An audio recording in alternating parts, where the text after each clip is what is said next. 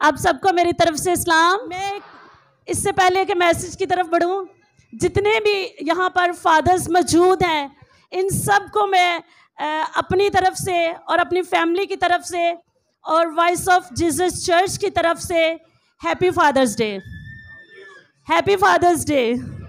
جتنے بھی فادرز یہاں پر موجود ہیں، ہیپی فادرز ڈے۔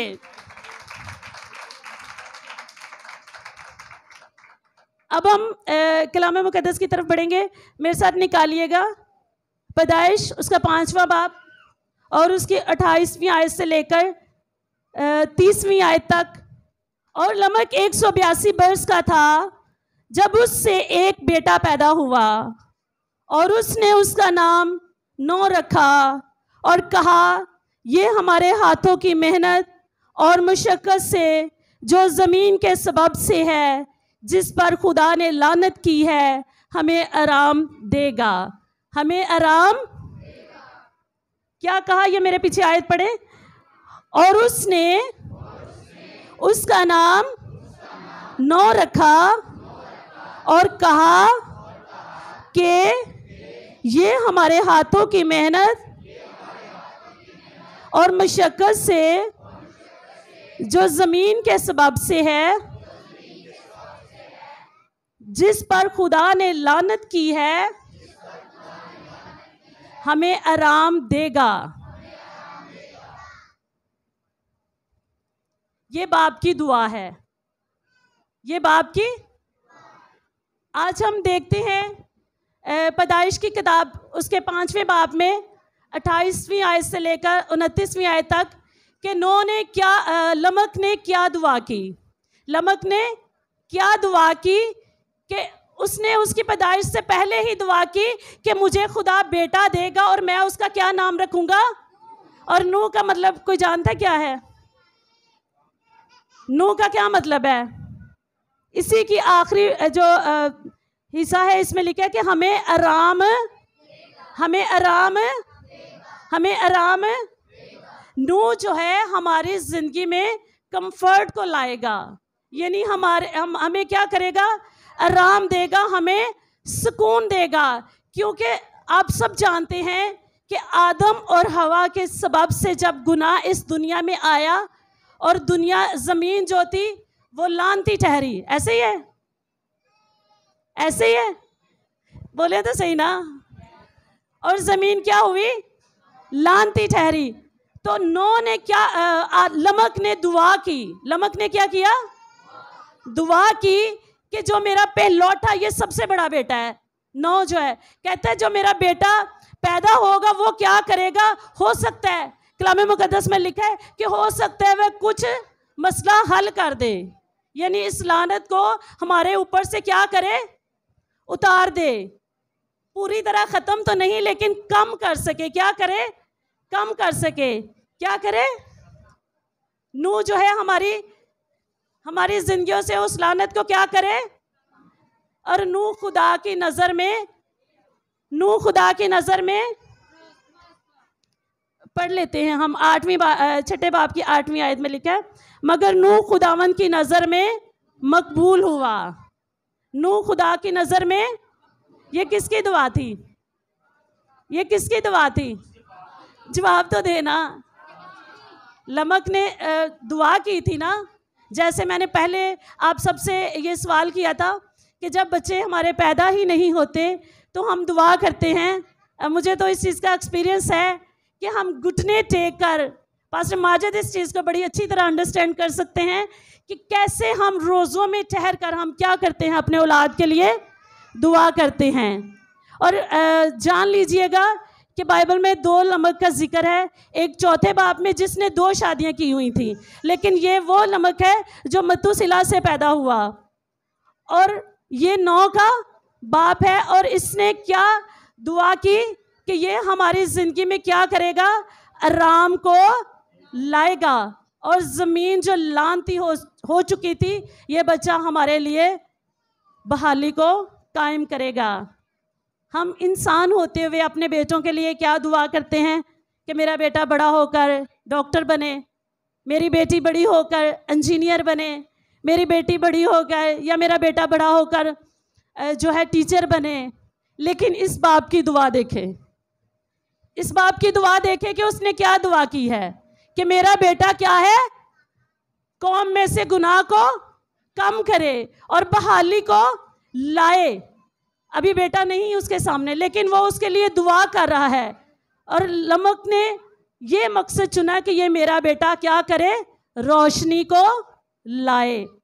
आज कितने बाप है जो दुआ करते हैं कि मेरा बेटा मज़बा पर रहे और मेरा बेटा रोशनी को लाए।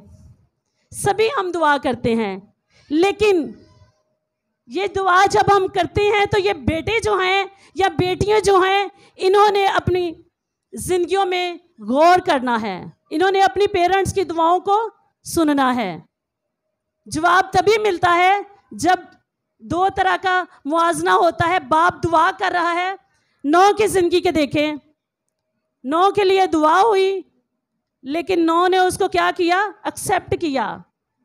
इसलिए बाइबल फरमाती है कि नौ खुदा की नज़र में मकबूल हुआ।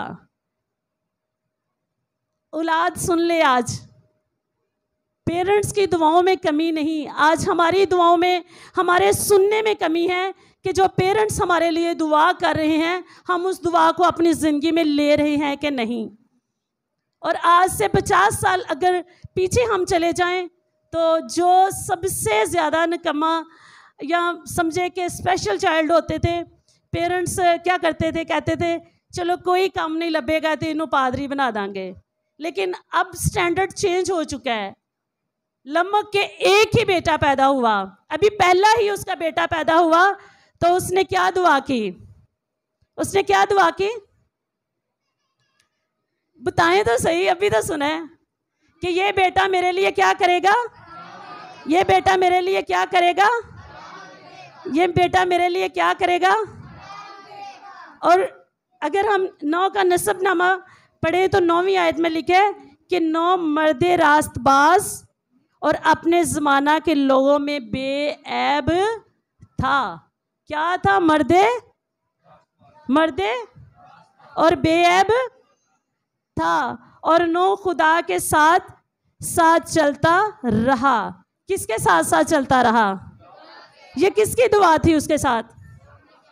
और मैंने इस मैसेज से ये बात सीखी है कि अगर आप रास्तबाजी से ज़िंदगी बसर कर रहे हैं ना, तो आपके पेरेंट्स की दुआएं आपको लगी हैं।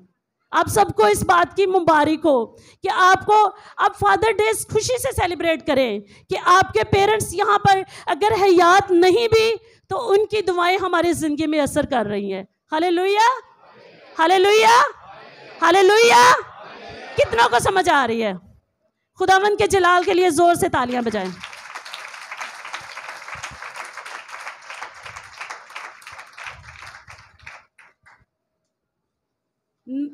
लमक के और भी बच्चे थे, लेकिन उसने किसके लिए दुआ की, 9 के लिए दुआ की कि मेरा बेटा क्या करेगा, मेरा बेटा। और वाकई ही जब उसने उसके लिए दुआ की तो दुआ उसकी ज़िंदगी में क्या हुआ, असर। दुआ ने क्या किया, असर किया। लिखा है 9 खुदा के साथ चलता रहा और उससे 3 बेटे सिम, हाम और याफ पैदा हुए। पर ज़मीन खुदा के आगे नाराज़ हो गई और वो जुल्म से बरी थी। और खुदावन ने ज़मीन पर नज़र की और देखा कि वो नाराज़ हो गई, क्योंकि हर बशर ने ज़मीन पर अपना तरीका बिगाड़ लिया था। हर बशर ने क्या किया, ज़मीन पर अपना तरीका बिगाड़ लिया। लेकिन नूह जो था बेऐब भी था। इसके अंदर खूबियाँ चेक करें, उसके अंदर कोई भी ऐब नहीं था। बाइबल फरमाती है, अगर बाइबल फरमाती है तो ये अचल हकीकत है। अगर पेरेंट्स दुआ करते हैं तो औलाद जो है अपने अंदर क्या करे, उस कलाम को ले, कबूल करे। जिस तरह नौ ने कबूल किया, वो रास्तबाज और अपने ज़माना के लोगों में बेऐब था। और नूह खुदा के साथ साथ चलता था, वॉकिंग विद गॉड, यानी खुदा के साथ साथ। ये नहीं कि 1-2 दिन या जिस दिन मतलब आप मज़बा पर हैं तो खुदा के साथ चलते हैं, घर पे हैं तो खुदा के साथ नहीं चलना। बल्कि वो कैसा बेटा था, خدا کے ساتھ ساتھ چلتا تھا، اور جس طرح وہ خدا کے ساتھ ساتھ چلتا تھا اسی طرح اس کے بیٹے بھی باپ کے ساتھ ساتھ تھے، اور وہ بھی خدا کے ساتھ وفادار تھے۔ بائبل فرماتی ہے اور اس سے 3 بیٹے سم، حام اور یافت پیدا ہوئے، پر زمین خدا کے آگے ناراض ہو گئی۔ تو پھر آگے کیا ہوا تھا؟ نوح کو جب خدا نے کشتی کا پلان دیا تو کتنے لوگ تھے اس کے ساتھ؟ میرے ساتھ رہیے گا۔ اس کے بیٹے، اس کی تینوں بیٹے، تینوں بہویں، اور اس کے مسز، اور 9 کتنی جانیں تھیں؟ اگر 9 خدا کے ساتھ راست بازی سے نہ چلتا تو یقیناً یہ بھی تباہ ہوتے۔ ایسے ہی ہے نا؟ باپ کی دعا دیکھیں کتنا اثر رکھتی ہے۔ ہم کہتے ہیں نا ماں کے پاؤں میں جنت ہے، ماں کے پاؤں کے تلوے میں جنت ہے، تو مت بھولے یہ جو یہاں پر فادرز بیٹھے ہوئے ہیں نا، شکر ہے ان میں کوئی ان میرڈ نہیں ہے، سارے فادر ہیں۔ یہاں پہ جو فادرز بیٹھے ہوئے ہیں نا، یہ مذبح سے آپ کو دعائیں دے رہے ہیں، آپ ان دعاؤں کو ریسیو کریں۔ اگر وہ کہتے ہیں نا کہ خدا آپ کی زندگی میں آرام لائے گا، اور آپ سمجھیں کہ آرام آپ کی زندگی میں آ چکا ہے۔ ہاللیلویہ، ہاللیلویہ۔ اور خدا کی نظر میں 9 کیا تھا؟ مقبول تھا۔ خدا کی نظر میں مقبول ہے۔ اس کو کس کی دعا لگی؟ جس طرح عاشق بھائی اب میرے سامنے ایگزامپل ہے، میں ایمان رکھتی ہوں کہ اگر وہ فیصل بھائی کے لیے کمانڈو کی دعا کی تو خدا نے اس کو یہ پروفیشن دیا۔ اگر وہ یہ بھی دعا کرتے نا کہ میرا بیٹا پاسٹر بنے تو آج وہ مذبح پر بھی ہوتا۔ ہاللیلویہ۔ یہ باپ کی دعا ہے۔ جسمانی ترقی کے لیے بھی اگر باپ دعا کرتے ہیں تو خدا ویسا ہی بنا دیتا ہے۔ روحانی ترقی کے لیے بھی اگر باپ دعا کرتے ہیں تو خدا ویسا ہی دعا کے وسیلہ سے بنا دیتا ہے، کیونکہ باپ کے ہاتھ میں خدا نے کیا کی ہے؟ برکت رکھی ہے۔ ہاللیلویہ۔ تو کتنی جانیں کشتی میں بچی؟ 8 جانیں بچی۔ باپ نے جو کہا بیٹوں نے، باپ نے جو کہا بیٹوں نے۔ ہاللیلویہ، ہاللیلویہ۔ اب ہم ایک اور باپ کے بارے میں دیکھیں گے۔ نکالیے گا میرے ساتھ پہلا سلاطین اور اس کا 2 باب، اور اس کی پہلی آیت سے ہی ہم پڑھیں گے۔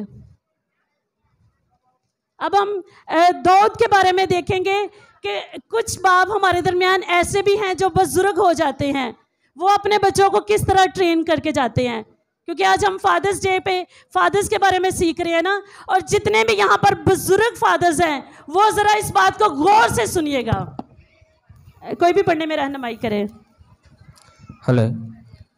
اور داؤد کے مرنے کے دن نزدیک آئے، سو اس نے اپنے بیٹے سلیمان کو وصیت کی اور کہا کہ میں اسی راستہ جانے والا ہوں جو سارے جہان کا ہے، اس لیے تو مضبوط ہو اور مردانگی دکھا، اور جو موسیٰ کی شریعت میں لکھا ہے اس کے مطابق خداوند اپنے خدا کی ہدایت کو مان کر اس کی راہوں پر چل، اور اس کے آئین پر اور اس کے فرمانوں اور حکموں اور شہادتوں پر عمل کر، تاکہ جو کچھ تو کرے اور جہاں کہیں تو جائے سب میں تجھے کامیابی ہو۔ آمین، آمین۔ یہاں پر داؤد کے اب مرنے کا وقت قریب آ گیا ہے، ایسے ہی ہے نا؟ یہی سنا آپ نے بھی، آپ کی بائبل میں ایسے ہی لکھا ہے، جو جن کے پاس بائبل ہے۔ داؤد کے مرنے کا دن کیا ہے؟ قریب آ گیا ہے۔ اب ہم سم ٹائم یہ بھی سوچتے ہیں کہ ہلے تے پتہ نہیں میرا کنا ٹائم پیچھے پہ ہے تو میں اپنے بچیاں نو اے نصیحت کراں، بچے پریشان نہ ہوں۔ لیکن یہ دیکھیں بائبل کا اصول کہ داؤد کیا کر رہا ہے؟ اپنے بیٹے کو نصیحت کر رہا ہے۔ کیا کر رہا ہے؟ کیا کر رہا ہے؟ نصیحت کر رہا ہے۔ جتنے بزرگ فادر ہیں وہ میری بات سنیے گا۔ داؤد اپنے بیٹے کو سلیمان کو کیا کر رہا ہے؟ کہ نصیحت کر رہا ہے کہ میں اسی راستے جانے والا ہوں جو سارے جہان کا ہے۔ دیکھیں کلام میں لکھا ہے کہ لڑکے کی اس راہ پر تربیت کر کے وہ بوڑھا ہو کر بھی اس راہ سے نہ مڑے۔ تو ہمارا فرض ہے نا، اگر ہم باپ کی جگہ ہیں تو ہمارا فرض ہے کہ ہم اپنے بچوں کی ٹریننگ ایسی کریں۔ ایسے ہی ہے۔ اور اس لیے تم مضبوط ہو اور مردانگی دکھا. کیا کر؟ Be strong. کیا کرو؟ مضبوط ہو جا. یاد ہے داؤد کے سامنے جاتی جولیت بھی کھڑا ہوا تھا تو اس نے اس کو بھی کیا کیا تھا؟ ہرا دیا تھا. اور داؤد نے یاد رکھیں جنگیں لڑی تھی لیکن سلیمان نے کیا کیا تھا؟ داؤد نے تو جنگیں لڑی تھی اور سلیمان نے کیا کیا تھا؟ سلیمان نے شادیاں کی تھی. فرق یہ تھا کہ داؤد نے اس کو جاتے جاتے کیا کی؟ نصیحت کی کہ تو کیا کر، مضبوط ہونا ہے. تو نے نور بن کر کیا کرنا ہے؟ چمکنا ہے. آج جتنے بھی حیات فادر ہیں، بزرگی کے ایام میں ہیں، جن کے بال سفید ہو چکے ہیں، وہ اپنے بڑھاپے میں اپنے نوجوان اولاد کو نصیحت کر سکتے ہیں. لیکن اولاد جو ہے وہ اس بات کو ایکسیپٹ کرے کہ جو مجھے نصیحت کی گئی ہے وہ میں اس کو کیا کروں؟ قبول کروں. آپ کو پتہ ہے سلیمان نے اگر اس نصیحت کو قبول کیا تو نہ اس کو حکمت کی کمی رہی، نہ اس کے پاس دولت کی کمی رہی. اور اگر آپ امیر ہونا چاہتے ہیں، حکمت کو حاصل کرنا چاہتے ہیں، تو آپ اپنی باپ کی نصیحت کو فالو کیجئے گا. ہاللیلویا، ہاللیلویا. لمک کی دعا سے نوح مقبول ٹھہرا کلام مقدس کی مطابق، اور داؤد کی وصیت سے سلیمان کو خدا نے عزت بخشی. اور بہت سے ایسے باپ ہیں انفارچونیٹلی وہ اپنے بچوں کو نصیحت ہی نہیں کرتے. ایسے ہی ہے نا؟ نہ تو وہ خود چرچ آتے ہیں، نہ وہ اپنے بچوں کو ترجیح دیتے ہیں کہ وہ چرچ آئیں. کام کام اور کام. ان کو کما کے کھلانا ہی ہماری ذمہ داری نہیں. ہو سکتا ہے وہ آپ کی خون پسینے کی کمائی وہ شراب نوشی پر لگا دیں. ہو سکتا ہے وہ آپ کے خون پسینے کی کمائی وہ زیان کاری میں لگا دیں. ہو سکتا ہے آپ نے ان کے لیے بڑی محنت اور تشدد سے پیسہ کمایا ہو اور وہ جوئے بازی میں لگا دیں. آپ ان کی زندگی میں ایسی وصیت اور نصیحت کر جائیں کہ آپ کے بیٹے آپ کو نور کی طرح چمکتے نظر آئے. تو حاصل کلام یہ ہے کہ فادرز میں کمی نہیں. فادرز ہاں کیسے بھی کیوں نہ ہوں، وہ آپ کے لیے محنت بھی کرتے ہیں، مشقت بھی کرتے ہیں، وہ آپ کو نصیحت بھی کرتے ہیں، وہ تربیت بھی کرتے ہیں. اگر آپ کامیاب نہیں ہو رہے تو آپ اپنی زندگیوں سے گیپ کو ڈھونڈیں اور خدا سے کہیں. آج جتنے بھی یہاں پر پیرنٹس ہیں، جتنے بھی یہاں پر اولاد ہے، وہ سبھی جو ہے میں چاہوں گی کہ گھٹنوں کے بل ہوں اور ہم سبھی اس گیپ کو ختم کرنے کے لیے، جہاں پر گھروں میں پرابلمز ہیں ان کو ختم کرنے کے لیے ہم مختصر سی دعا کریں.